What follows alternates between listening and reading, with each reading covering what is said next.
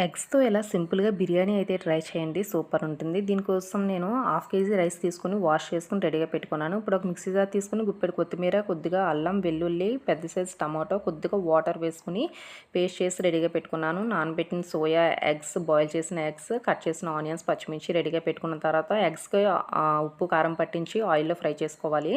ఇప్పుడు అదే ఆయిల్‌లో హోల్ గరం మసాలా వేసుకొని అలాగే ఆనియన్స్ కూడా వేసుకొని బాగా ఫ్రై అయిన తర్వాత సోయా, పచ్చిమిర్చి కూడా యాడ్ చేసి ఒకసారి కలుపుకొని ముందుగా రెడీ చేసి పెట్టుకున్న పేస్ట్ కూడా యాడ్ చేసి పచ్చివాసన పోయేంత వరకు ఫ్రై చేసుకున్న తర్వాత ఒక లోటా రైస్కి 2 లోటాలు వాటర్ యాడ్ చేసుకోవాలి. ఈ వాటర్ వేసేసుకున్న తర్వాత ఇందులో ఒక టేబుల్ స్పూన్ ధనియా జీలకర్ర పౌడర్, రెసిపీకి సరిపడా సాల్ట్ కూడా యాడ్ చేసి వాటర్ బాయిల్ అయిన తర్వాత రైస్ యాడ్ చేసేయాలి. ఈ ప్లేస్లో మీరు సాల్ట్ చెక్ చేసుకోండి. ఇలా యాడ్ చేసిన తర్వాత మూత పెట్టి 70% కుక్ అయిన తర్వాత బాయిల్ చేసిన ఎగ్స్, కొద్దిగా కొత్తిమీర, రెసిపీకి సరిపడా కొద్దిగా నెయ్యి యాడ్ చేసుకున్న తర్వాత ఒక 10 మినిట్స్ లో ఫ్లేమ్లో పెట్టి కుక్ చేస్తే